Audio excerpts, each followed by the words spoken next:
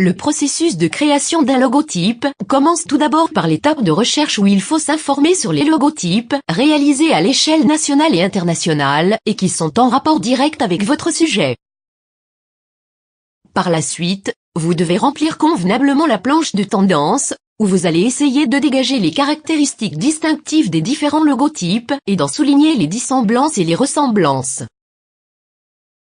Une fois cette étape réalisée, vous pouvez commencer les recherches manuelles de la représentation graphique de votre logotype. À ce stade, ignorez la typographie. S'il vous semble que vous êtes sur la bonne voie, et les choses ont l'air de bien aller, passez directement à la création de la version vectorielle de votre logotype à l'aide d'un logiciel dédié à ça.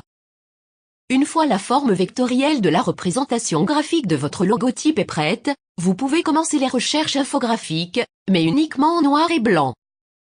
C'est effectivement à ce stade de travail que la forme finale de votre logotype prend forme.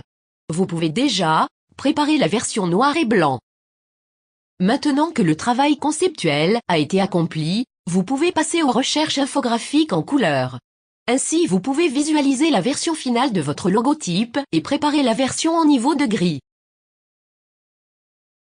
Nous vous conseillons fortement de commencer la conception de votre logotype en choisissant un document au format d'une carte de visite afin de préparer directement la taille minimale autorisée pour l'utilisation du logo et passer par la suite à l'agrandissement de ce dernier.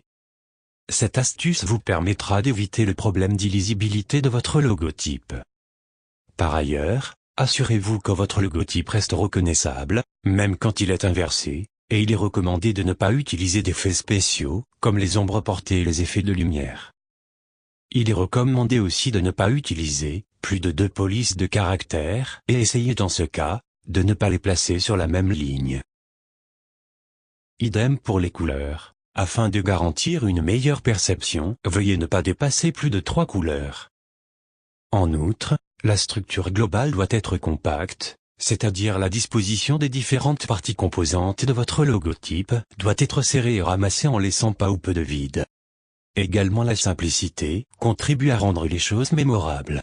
Ainsi votre logo doit être facile à décrire.